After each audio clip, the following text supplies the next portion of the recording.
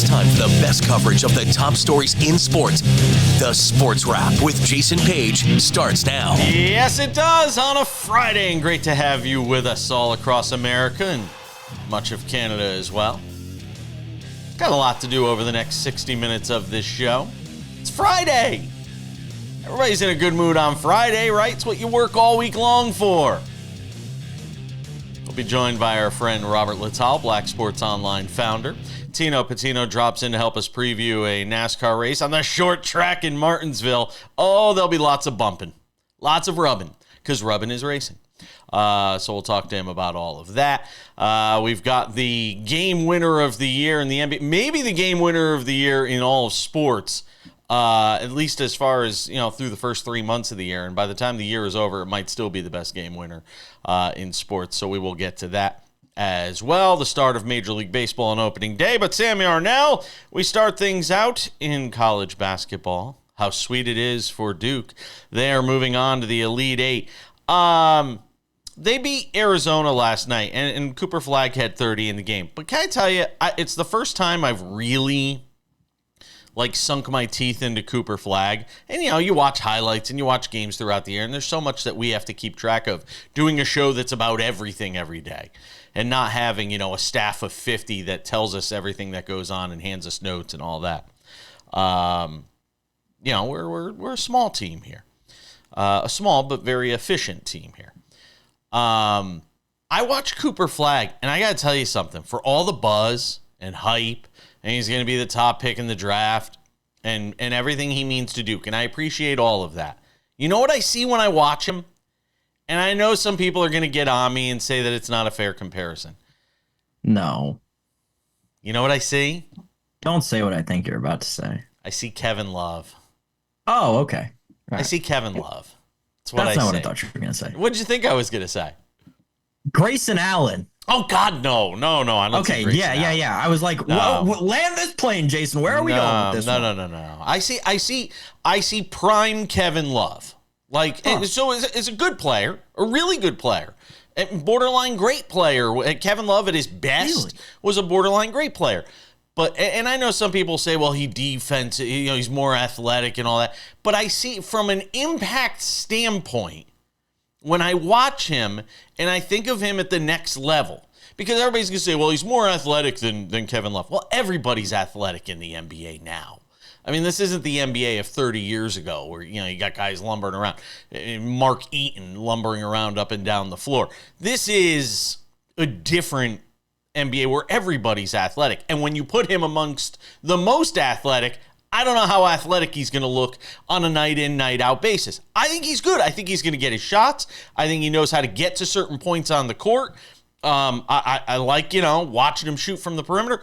I just don't think he's going to be this transformational star. He's not Wemby. If you ask me who the future of the NBA is, and you're like Cooper Flagg or Victor Wembanyama, it's Victor Wembanyama. It's not Cooper Flagg. I'm sorry. That's just what I see in watching him and watching an extended version of him on a night where he played really well. So, hand up, maybe giving the kid a little too much credit, but diving into the stats, I may not be giving him enough credit. Because my immediate reaction when you said that was, I do think that it is a unique postulation for him to be the Kevin Love kind of build and archetype. I see Jason Tatum, man. And wow. And maybe it's because of the Duke uniform, and maybe it's because of the success in the Duke uniform. But I look at Cooper Flagg, and it's that same kind of, how do I put this? Not stagnant aura, but definitely not a world beater when it comes to being on top of everything, right? That's why you've seen Janai Broom come into the Player of the Year conversation, and ultimately he's going to win the award. The matter is, the numbers are very similar. Flagg is actually better in terms of assists and points. They rebounded about the same clip, comparing Jason Tatum's one-and-done year to Cooper Flagg's one-and-done year. But the effective field goal percentage is the same. The PER is actually way higher, the player efficiency rating for Cooper Flagg than it is for Tatum. So I totally get the Kevin Love comparison because I think peak Kevin Love, like you were talking about, Yes. was contending to be a face of the Yes, NBA. he was. But I look at Cooper Flagg, and again, maybe it's just the Duke jersey, but I see a Jason Tatum type of player. We'll continue the conversation on college basketball in a moment after a word from our friends at Edge Boost. I am pumped to tell you about Edge Boost because it is the March Madness. And in March Madness, you're going to be putting some money on some games. And if you're going to do that, you want to use our friends from Edge Boost, an online bank account paying you for every deposit.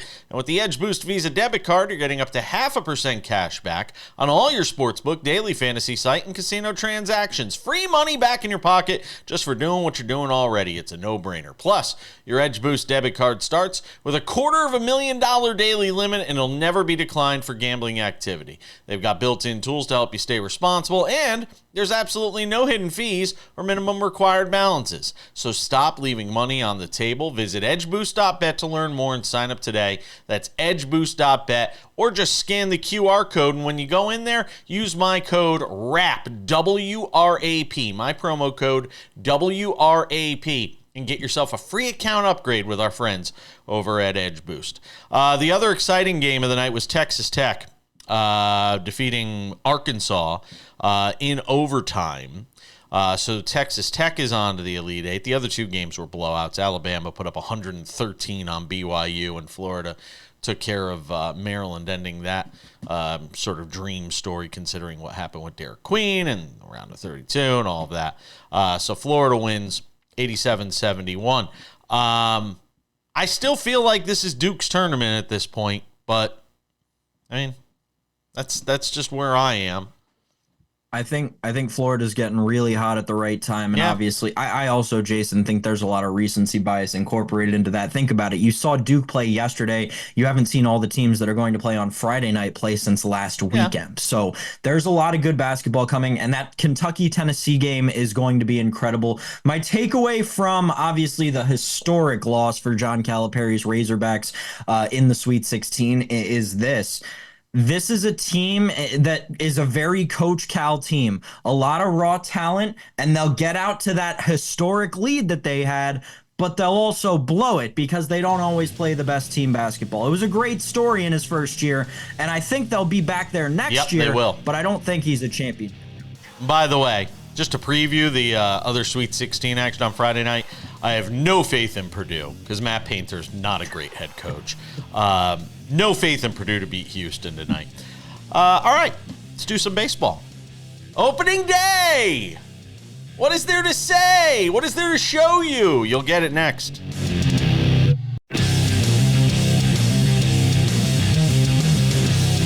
Welcome back to this Friday edition of Sports Wrap. Coming up in 10 minutes, Robert Littal, Black Sports Online founder.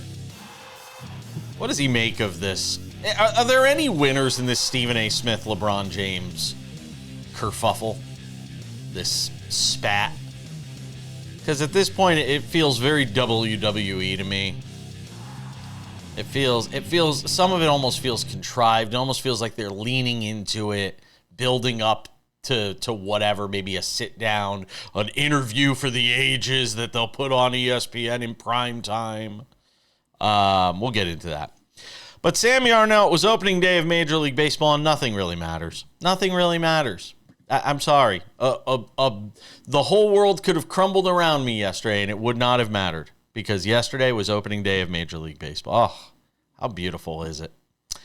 The Yankees are on pace to go 162-0 after they beat the Brewers 4-2.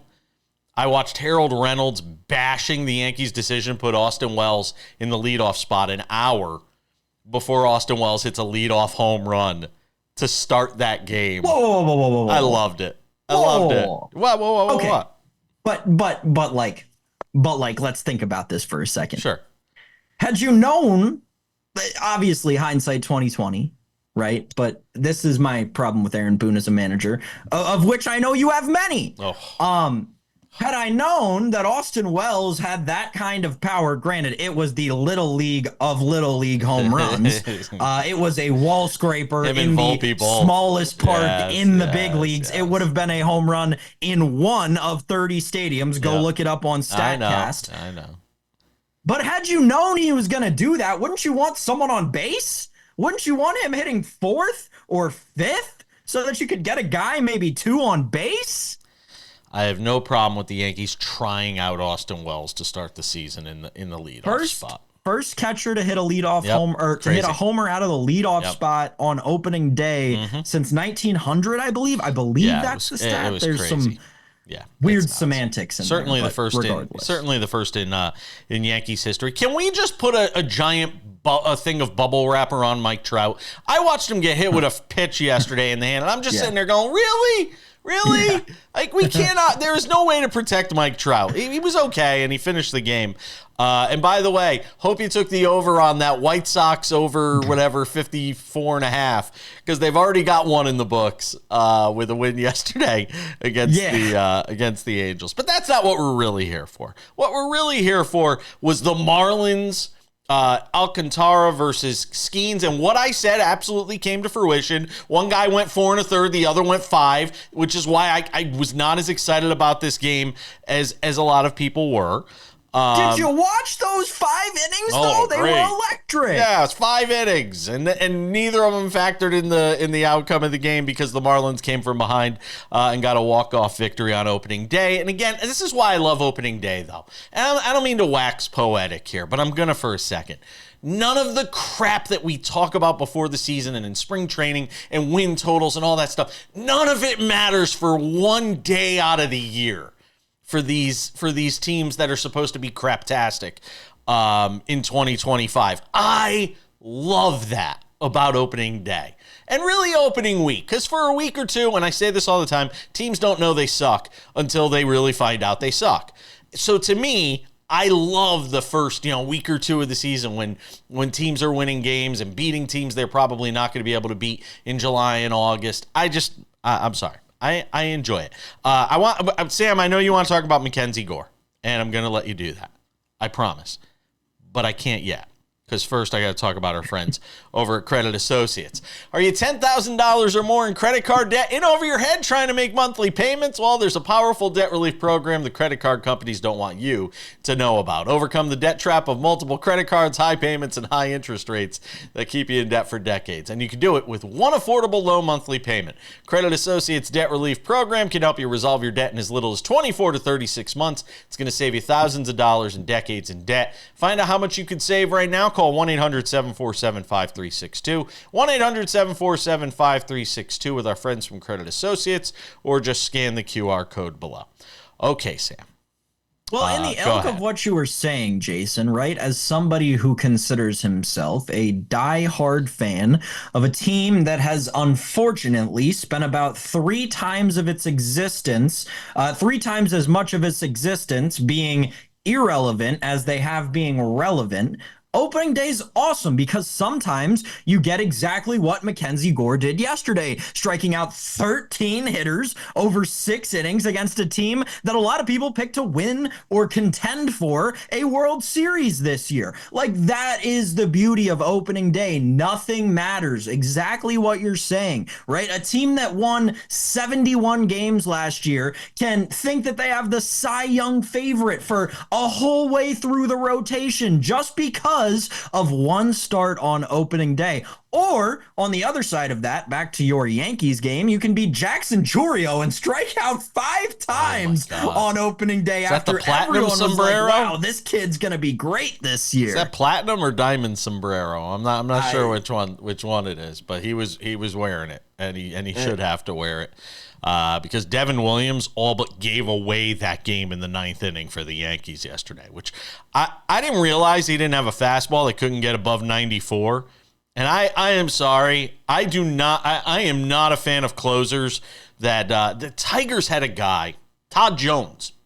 Todd Jones, when he was closing for the Tigers back in the day, he was one of these guys that threw like 92, 93. I'm like, no, I want my closer to come in there and be able to blow people away. And Devin Williams cannot blow people away. I'm just saying. So I'm not going crazy. It's day one. I know he's got this wicked change and all that, right. But it's like, so that's why we need to ask David Aardsma about this. And it would actually probably be even more beneficial to ask a professional hitter about this. So maybe we'll ask Cameron Maben or something. But when you think about Devin Williams, right, the airbender, that's what he's known as because of that insane changeup. And when that changeup is 83 miles an hour, 85 miles an Makes hour, 94 compared faster. to that wicked break looks like 97, 98. Yes. So I completely understand what you're saying, but I think that there's a way he makes it look faster. How about the win for the Marlins yesterday? We talked about that. Also, a late home run for Jorge Polanco lifts the Mariners to a win over the A's last night. And even more important in that game is the home run for Randy Arozarena. If the Mariners are going to do anything this year, Arozarena needs a bounce back. Arozarena needs a bounce back year. That home run he hit to tie the game last night against the A's, a huge one early on in the season. Good win for the Mariners on opening night. They need Julio Rodriguez to perform in April. Oh, they do. They do. I think he'll be fine long term, though. We're coming back. Robert Littal next. This Friday edition of Sports Wrap rolls on. And we're talking about all sorts of things with our Friday friend. He's more than a friend on Fridays, but he's a Friday friend. It's Robert Littal. He's the founder of Black Sports Online, who hangs out with us on the show. And apparently he just spoke to Jonathan Majors, because when I went to go talk to him today, he had a Jonathan Majors like background splashed all across the screen. Can we put that? Is it possible to put that back up? Of course we can. Can we put that back up? Can we click a button and put that back up? Because this is what I saw when I hit up Robert Littal this morning. Let's see if I can find it. Yeah, because this was pretty funny. Because Robert Littal answered the video call today, and he had something very funny in his background that made me start questioning just what's going on in your world. When I turn around and I see that wasn't the one. You had one of him that was like he was like practically naked in the. Oh, there he is right there. You see his chest on the side. Look at that back. There you go. Yeah. So I saw that, and I'm just like, what is going on? He's like, oh, I interviewed Jonathan Majors. So there you go. So people will be able to watch that with our friend Robert Littal. So I got to get your thoughts. Are there any winners? Because it sure as hell doesn't feel like it in this LeBron James scraps that he's having with Stephen A. Smith at this point. You got Stephen A. Smith going on for 20 minutes yesterday on First Take and just rambling about sort of his side of the story when it comes to LeBron. You got LeBron on for an hour with Pat McAfee, which Stephen A. can say all the nice things he wants. Pat McAfee, it's kind of a dig at Stephen A. Smith when you go and do that. Are there any winners in this thing? Oh, absolutely. I think Stephen A. Smith is a winner. He's living Skip Bayless's dream. This is Skip Bayless's dream right here, to have LeBron approach him or LeBron talk about him for an hour. Listen, Stephen A. Smith is a persona. It's a character. I've met him in person. He's actually very soft-spoken and nice, in person. What you're watching is a WWE character. You're watching a man who has perfected, a character. You ever met an actor or an actress that is just, they're cemented in a role? You can't see him, like Kramer from Seinfeld. He'll always be Kramer. Stephen A. Smith is the Stephen A. Smith. You can never see him in any other light. And this is what he wants, and LeBron even said it, he's going to probably talk another 20 minutes, another hour, because I said this, and he's getting excited at his house in his tidy whities right now. And that's exactly what happened. And if you notice, ESPN is not running away from it. They're embracing it. They're leaning into it. Yeah, this is what they want. So they're the winners, I guess. I'm trying to remember who I was having this conversation with. It was matter of fact, we had Chuck Todd on the show yesterday, and it wasn't Chuck Todd yesterday, but it was Chuck Todd back when we had him on just before the election, who said this, that the sports networks are leaning into what the political networks had been doing for the last 15 years, which is contentious conversations, back and forth, these sort of, gotcha moments and these sorts of things. And it's so off-putting to me It is so off-putting to me. Not that we're doing some highbrow show and we're the antithesis of Pat McAfee, who's, doing, college frat boy humor and that sort of thing. Not that that's what we're doing on this show. We have our share of fun. But to me, I just think it's lowering the discourse. Well, in sports talk, it's dumbing it down. Well, it's 90s and early 2000s Howard Stern. Oh, absolutely. Dumbing it down. And I don't think anybody's better for this. Yeah, it's a microcosm of society. And, this is how society is dumbed down. We're not smart people. It's not a great country, right now, to be honest. I put something up. I think it's Dennis Dodd, I think is what his name is. He's on Around the Horn, and he wrote a really tweet. So unlike some of the other people on my network, I'm going to talk about the Lakers in the game, blah, blah, blah, blah, blah, blah, blah. And his tweet had 1 like and 1,000 views. And I put it next to a Stephen A. Smith saying, I'm going to talk about LeBron for 20 million. Had 50,000 likes, 1.6 million views. We want to be dumbed down. I think that's the problem with America in general. We see ourselves as something that we're actually not, when the facts show us exactly what we are.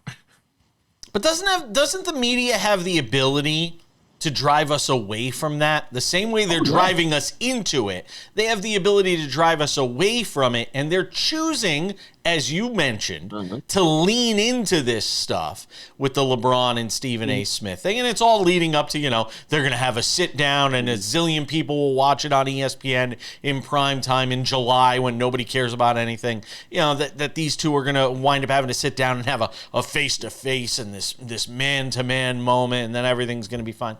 It comes down to money. I always say this. If you're the employee, whatever you're getting, that means the employer is making more off you. So if Stephen A is getting $100 million, that means whatever, metrics they're using at ESPN, somebody has figured out they can make $500 million, $1 billion off of whatever he's doing. And in the end, I think media, your perception of media is that, we're supposed to be honest, unbiased, just report the facts, ma'am.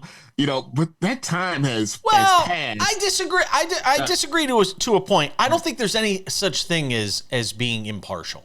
We all come from something. We all come from our own experiences, so I don't think we have the ability. The idea of impartiality, even down to Walter Cronkite, everybody has a bias of some kind, something that's happened in their lives, their perspectives that drives their point of view and how they shape a story and how they craft a story. This is different. This is way different than that. I think this is I think this is what people want. I can't get. Somebody told me a long time ago that when you're talking about, we were talking about drugs in America or whatever. I say, don't blame the supplier, blame the user, because the supplier can only bring you, something. Once the supplier is the one that makes all the money. They're Tony Montana, right? They're Rick Ross, the real Noriega. But it's the user that's the crackhead. It's the user that gets kicked out of the house. It's the user that loses his job. So what happens is Stephen A. Smith and ESPN and Nick Wright and all these guys and Colin Cowherd, they're the suppliers. And guess what? They're rich.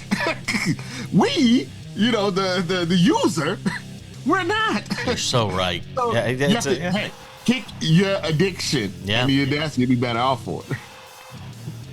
I don't know if we can. I don't know if we can. Yeah, it's true. It's a great point. We got another segment with Robert Littal.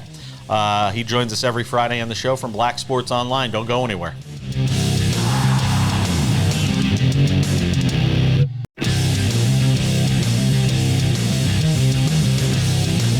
Welcome back. Coming up in 10 minutes, Tino Pattigno talks NASCAR. This week's race in Martinsville, coming off last week's race and a win for Kyle Larson in Homestead, Miami. Our friend Robert Littal is hanging out with us from Black Sports Online. George Foreman passed away at the start of the week, and we had Al Bernstein on the show to talk about it.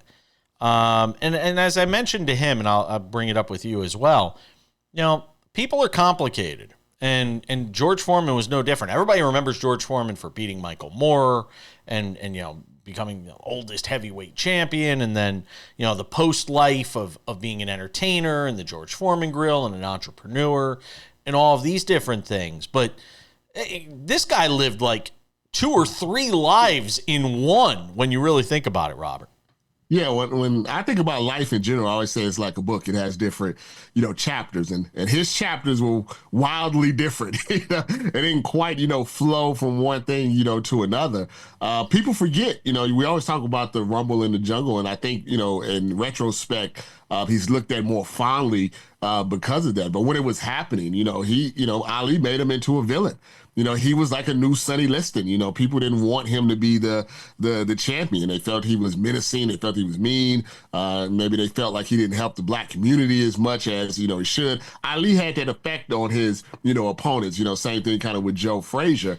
And then it kind of had this renaissance into this, kind of grandfatherly guy that sells, grills and stuff like that. It was literally like 2 different people, in the same, body. And it's just something where if you want to talk to somebody about boxing and just the ups and downs of a boxer, what boxing life is like, you can start with George Foreman's, career and really give somebody a sense what it's like to be a professional boxer and what's the highs and lows of that. It's also a reminder, though, as I think about his passing, of sort of where boxing was versus where it is now.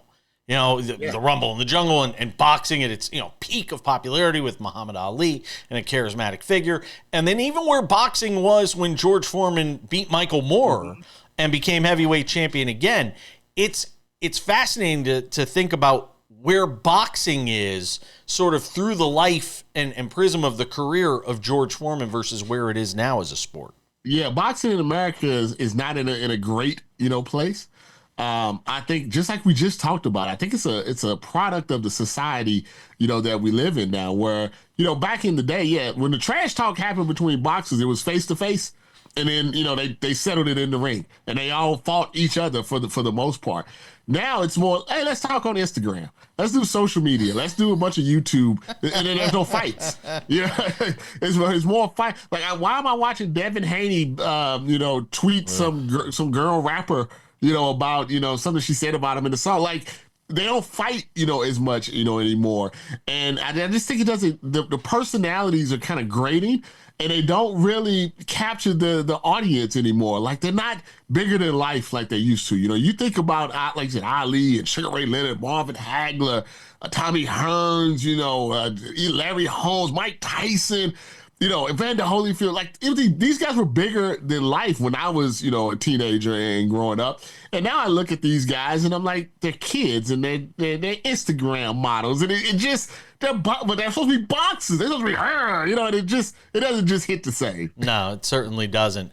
One more thing I wanted to bring up, as we start the Major League Baseball season, which kicked off on Thursday, as far as I'm concerned. I don't count the games in Japan that are on at 3:00 in the morning out here on the West Coast that we can't even get up and watch. It is also a reminder as we start the baseball season that participation amongst black youth and black people within Major League Baseball continues to be an issue. And I don't know if Major League Baseball has a solution or if there is a solution. Is there anything you could think of that Major League Baseball could do to drive up participation and bring more black participation to the sport? It's sad to me because I grew up on baseball, and I remember I had a lot of players that I looked up to when I was a kid. I was in St. Louis. So I was a big St. Louis Cardinals, fan. But, back when I was a kid, we had plenty of baseball fields. You play, or you go out and play with ball, you play stick ball, things like that. I don't see that, now in the neighborhoods, So, guys to go out, they play basketball. They want to do UFC. They want to play football. They had programs in place, but, right now we're in a country where programs like that aren't a priority, right now. And it's sad to me because I love watching baseball. I watched like 4 or 5 games, yesterday. And just like you, I was like, where the brothers at? Not too many, there's plenty of, the Dominican players, the ones from the different countries. It's a very diverse sport, but just not in America, with the American players. And you have to wonder, is it going to continue like that? And even if the white American players you're starting to see dwindle, more and more. I saw one team that I think I just started the lineup. There was only 2 white guys that was, that was in the lineup. So baseball in America, I think is just in general is something that people just don't have much interest in. No, unfortunately, it is a very regional sport. I only got about 30 seconds, but I want to get your reaction to something I said earlier in the show. I look at Cooper Flagg, and I watched him from start to finish last night. You know what I see? I see Kevin Love.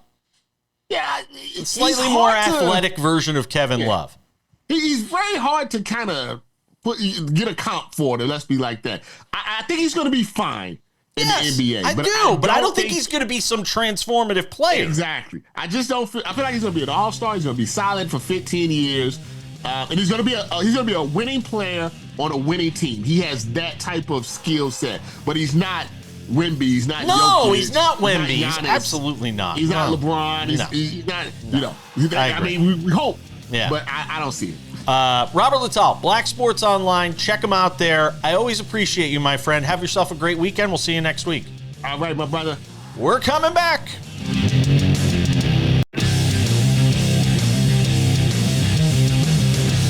Coming up in 10 minutes, we wrap it up with odds and ends and the wildest ending to an NBA game that we've seen this year. Lakers on one side of it on Wednesday night, on the other side of it on Thursday night. It's the beauty of sports. All right, let's talk NASCAR. Johnny on the spot is Tino Pattigno, hanging out with us on the program. Joined us for the Josh Berry conversation that we had on yesterday's show, and always good to sort of. I can talk about NASCAR on the 30,000 foot level. You can do it more on the low flying plane, the helicopter level, and it makes for good conversation when we're able to get these drivers on and sort of get their perspective and their takes, and they're all such unique and different personalities.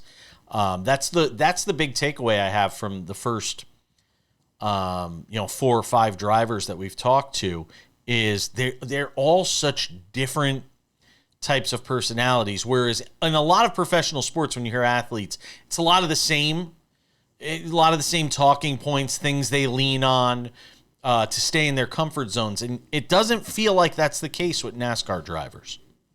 No, not at all, right? They're all professional athletes, like you mentioned, but in a different way that we've seen in terms of other sports. They all come from different backgrounds. They all, come from different places that they've raced growing up. They've all, made it to NASCAR. But Josh Berry's path was different than Chase Elliott's, and Chase Elliott's path is different than SVG, who came, from New Zealand over here to race in America. So I think seeing that evolution within NASCAR specifically has been great to see, and it's awesome to see different drivers have success with the different ways they've been able to excel in the sport. Yeah, I agree with that. And in Josh Berry's case, a much different path than most drivers, as you alluded to in the conversation yesterday. Well, exactly. And I think the biggest thing was with him having that different path was that was the old school way of doing things. Starting at your local short track. Josh Berry, I mentioned it there too, so guys can check that out on social media, but when I said to him, he was, he is the first NASCAR Weekly Series champion to now win a race in the Cup Series. He's like, wow, that's a pretty cool stat. And it is, like, to see something like that continuously happen over NASCAR at a time where a lot of these sponsors and drivers coming into the sport do revolve around money. It's just straightforward, that just saying it like it is. Just to see a guy like Josh Berry continue to have success in a way that's sort of like a throwback to how the sport originated is very cool. So we saw Christopher Bell run off 3 wins in a row earlier this season. Did Kyle Larson winning in Miami Homestead, is that going to unlock him? Are we about to see him go on a run here? Yes, 100%, because it was the way that he had won that race. Not the best car. I mentioned it too when we were doing our recap of Homestead Miami. He wanted to go out and dominate. He said that on the post-race, press conference there. and he just didn't have the car that was capable of going out and dominating that race. They had to make it better throughout the course of the day. And not only did they do that, but his mindset made him a better driver in that aspect. Anytime Kyle Larson can find ways to be a better driver, the field should be scared. I think also 15 laps to go, you're in third, and you think you're the best driver in the world, and go and chase down two drivers that had a decent lead ahead of him. To me, very impressive the way he went out and got that win. I think, like you said, the sky's the limit now. This team can continue to rattle off some wins.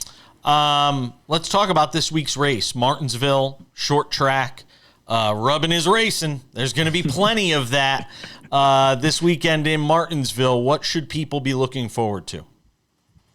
Some great racing action. Short track racing hasn't been, something that a lot of people have been excited about from time to time because of some of the racing, and it's hard to pass and everything like that. But I'm really excited for Martinsville, and how can you not be? They call it the paperclip, half-mile track. Like you said, rubbing is racing. I was going to throw that out there as well. The cars are traveling around 80 miles per hour, and it's really going to be a testament to who can withstand a long green flag run in this race and have the best car and manage their stuff the best to get this win. Ryan Blaney's a driver that we saw him last time we went to this track in the playoffs. He dominated. Chase Elliott's a driver I'm looking at too to be fast in this one. He dominated the Clash earlier this year at Bowman Gray Stadium. Not a track where we normally would be able to throw comparisons to during the season. Martinsville is a great opportunity to do so. Denny Hamlin's another driver we have our eyes on, right? In the last 5 Martinsville races, he's led 461 laps. So to hear the best of the best will be bringing it this weekend, that's something I'm excited for. Bubba Wallace, is doing fine as far as points are concerned. We watched him last week come up just short and trying to get a win against his nemesis, if you will, his foil in Kyle Larson. How does he fare on a track like this? He fares okay. Their speed last year showed a lot more promise than we've seen in recent years within that Toyota program of 2311 Racing as well. His teammate in Tyler Reddick, when you go to a track like Homestead Miami last week, they're able to lean on each other. Reddick is better at that track. It's just this driving style. Well, when we come here to Martinsville, it's just Bubba in terms of how he's able to drive better than those other drivers in his team. So he's not able to gain any advantages when it comes to that. When we look back at his finishes at this racetrack, we have 9th, 11th, 4th, and 18th. That 4th is something I'm really keeping in mind in this one because he showed a lot of speed in this race last year in the spring. Temperatures will be around the same. I got about 40 seconds here. Who do you like? Give me a potential surprise.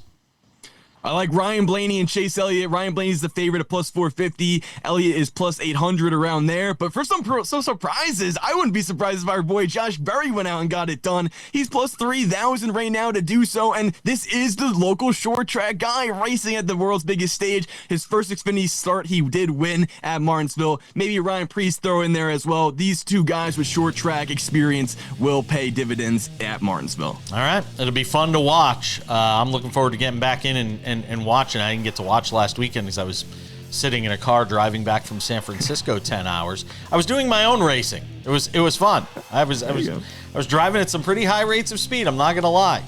We were testing out the new Equinox. Tino Pattigno, always appreciate you, my friend. Thanks for coming on. Thank you.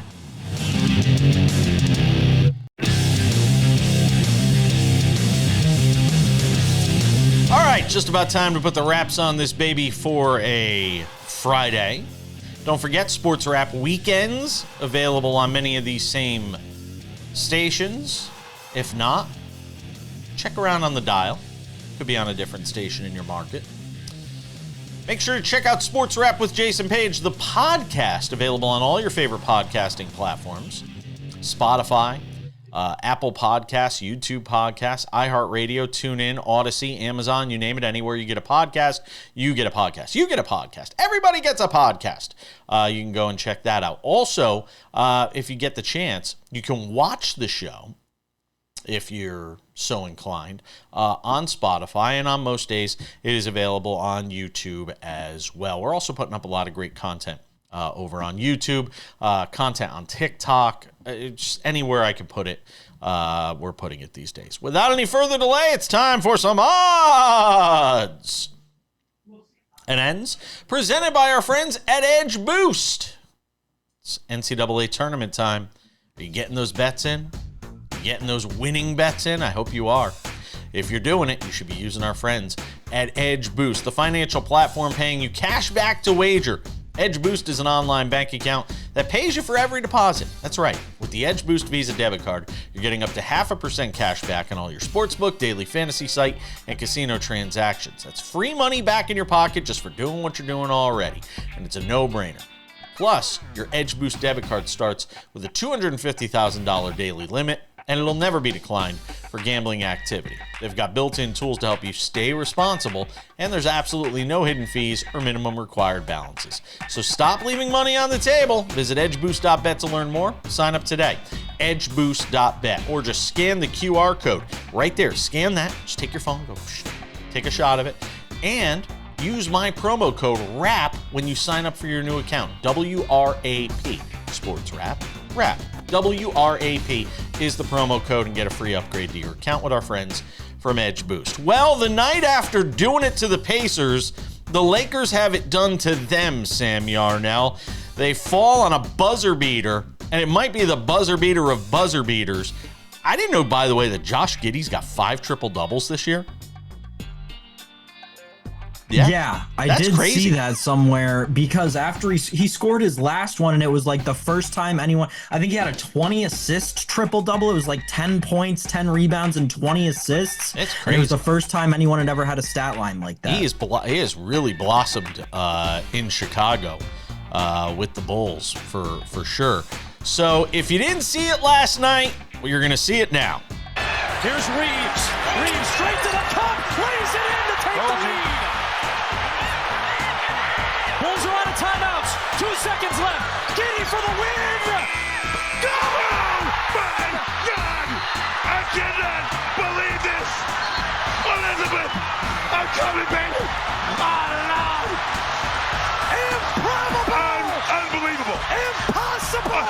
Magic Giddey. Good day. Adam Amin and Stacey King on the call, Chicago Sports Network. Wow. I mean, that is the buzzer beater of buzzer beaters, Sam Yarnell.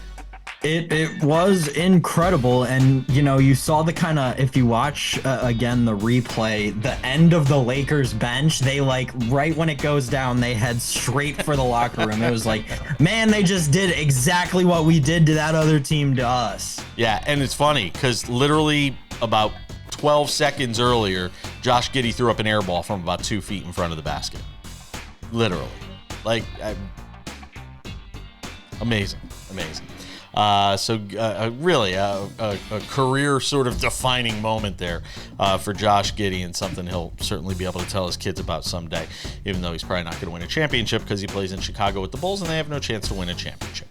So there you go. That's it. That's all I got. That's all I got to say about that. Can we do an Ovechkin watch? We haven't talked about Alex Ovechkin all week. He last scored a goal on Tuesday night against the Winnipeg Jets, who I think he has about 700 of his goals against. 57. 57. It's pretty close, see? It's the most of any against any franchise. Thank you. You see? And that includes the Thrashers. We didn't even plan that, folks. That's the beauty of us. Ovechkin now 6 goals shy of Wayne Gretzky. There's not a lot of games left in the season, though, Sam. I mean, it's starting to tick down a little bit here. I mean, we're not, I'm not saying it's not going to happen, but yeah, it's interesting. So there's 72. They only got 8 games left. 8 games. He needs 6 goals. That may not happen. He's not scoring at necessarily a goal a game pace, but I think he gets there. Especially look at the teams they have coming up, right? Buffalo, Boston, Chicago, at the Islanders, end of season 2 against Columbus, another one against the Islanders. Last game of the season at Pittsburgh, I think that's when it happens. I think it's Crosby, it's Ovechkin. Ovechkin breaks the record in front of Crosby, takes it from the Canadian in front of the Canadian. I think that it's just kind of written in the stars at this point that is when 889 comes in. Let's see. Yes is minus 114. No is minus 114, by the way. If you want to wager on it. I don't want to now, but preseason, it was like 25-1 for him to get there. I'll tell you, though, Vegas is telling you, it may not, you might have to wait till next year, folks. And I don't think anybody thought that would be the case, maybe a month ago. We got to go. We're out of time. We'll see you next week, Sam. Thank you to you, Tino Pattigno, Robert Littal, all of you for watching. We'll see you next week.